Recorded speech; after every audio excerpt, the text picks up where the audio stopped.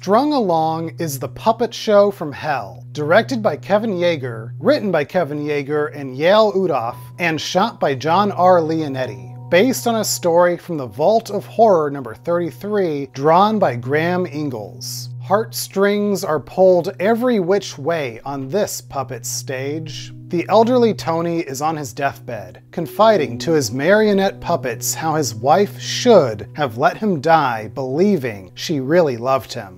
Tony reminisces about creating his puppets, how he poured all his time into crafting each of them. Tony was a master of puppeteering. His shows brought him good fortune, but the wooden companions couldn't give Tony what he really needed. Then one day, he met Nora. Joseph Renfield was once a great puppeteer on television. His glory days long past, he watches his old shows. He's married to the young and beautiful Ellen. In his spare time, Joseph carves more puppets and talks to Coco the Clown, his most famous creation. Ellen shows some concern.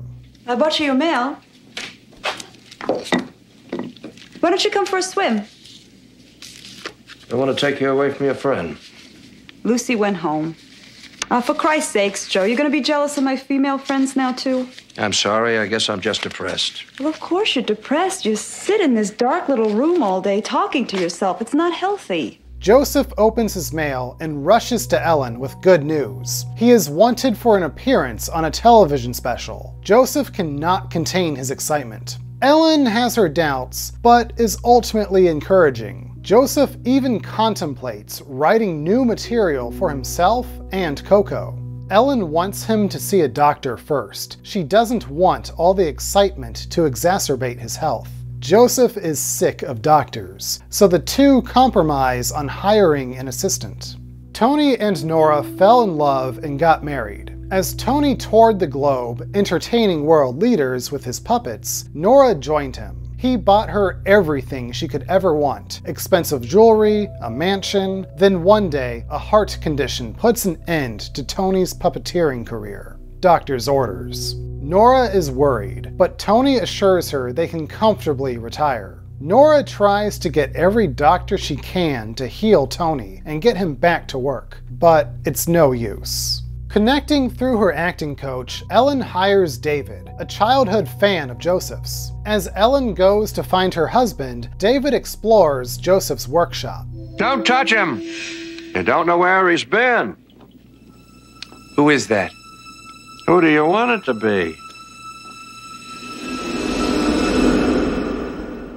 Joseph gets to know David, and at first doesn't think he's the right fit. The young man's eagerness to learn wins the puppet master over. Joseph walks in on Ellen having a heated conversation on the phone. She claims everything is fine, but is certainly hiding something. She congratulates Joseph for hiring David and leaves for her acting class. As Joseph sits in the dark, Coco speaks to him. Are you thinking what I'm thinking? Depends, Coco. What are you thinking? She wouldn't do that to us. To pay the bills, Nora resorts to selling all the luxurious possessions Tony bought for her over the years. She grows distant from her husband and tries to force him to sell his beloved marionettes. But he could never part with them. Knowing he is on his deathbed, Tony is not afraid of what lies ahead, so long as he has his puppets and Nora's love at his side. Nora has had enough. She confesses to Tony that she never loved him. In fact, she hates him, only tolerating him for as long as he could buy her anything she wanted. The emotional stress from the awful truth worsens Tony's condition. Nora leaves him to die. The end is near for Tony. Joseph teaches David how to handle the puppets. After some practicing, he starts getting the hang of it. David even has some suggestions to the writing that Joseph likes a lot. Ellen, on the other hand... What'd you think of the new lines? They're okay. Well, I thought they were great. David wrote them. Who told David to do that? Well, he came up with the idea, and I liked it. Joe, You've been winning Emmy Awards for writing since before he was born. Joseph's heart is agitated. He shares with David his fear that Ellen is having an affair. David offers to help however he can. Look, if you want, I can swing by your acting class on Wednesday night and I can check it out for you. It'd be no problem. Wednesday night? Her acting class is on Tuesday night. No. It used to be Tuesday night, but they changed it like a year ago. That's why I had to drop out. Coco watches the two of them. Ellen stops David on his way out. She is looking to get rid of him, even if that means paying him off. Things escalate when David accuses Ellen of cheating. Joseph intervenes. David leaves. Ellen loudly expresses her anger at Joseph's jealousy towards her and his control over her. She leaves too. Joseph finds love letters from someone named Rick in Ellen's dresser. He talks over the possibility of divorce with Coco, who has other ideas for Ellen. Divorce will cost you. I say you take matters into your own hands.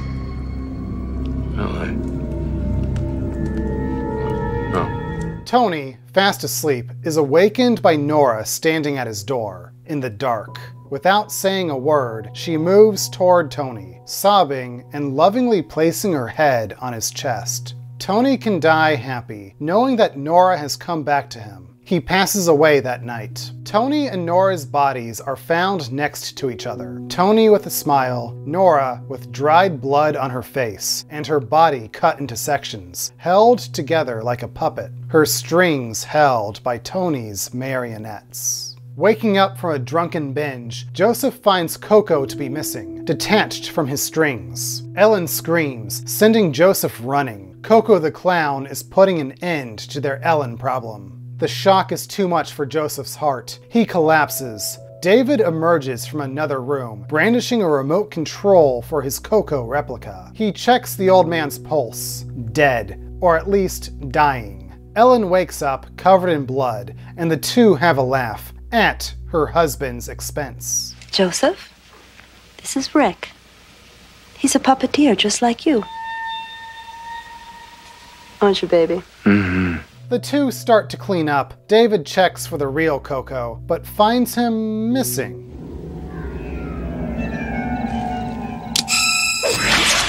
Ellen fetches David, but finds his strings are being pulled.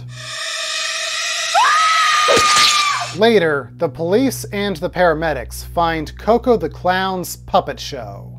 Kevin Yeager, who directs the Crypt Keeper puppet for the series' intros and outros, masters a different stringed creature, Coco the Clown. One of many additions to the episode that greatly flesh out the comic's premise. Tony's marionettes have no individual personalities. Whittling Joseph's creations down to a favorite friend he talks to, and may or may not be talking back, teeters our protagonist on a thin line between a sad old man past his prime or a lunatic with a dark side on a ticking clock. Until we learn Coco doesn't need any strings on him. Ellen's infidelity adds weight to the conflict. Nora, confessing her hatred for Tony on his deathbed, makes the storyline feel inactive. The entire entry takes place either in flashback or at the side of a dying Tony. Ellen is clearly hiding emotions deeper than a simple resentment. David, or Rick, takes advantage of our experiences with Zach Galligan's nice guy exterior. His expertise in animatronic puppets adds to the out with the old, in with the new themes of the screenplay. Donald O'Connor, with a script allowing him to move around his home and talk to Coco in different rooms, gives Joseph more sympathy than Tony. And it's Donald O'Connor. Who doesn't like Donald O'Connor? We don't get much background on Joseph and Ellen's marriage before the story starts, leaving some queasy questions as to what kind of person Joseph actually was before we met him. Strung Along is a psychotic performance that will string you along in all the most disturbing ways.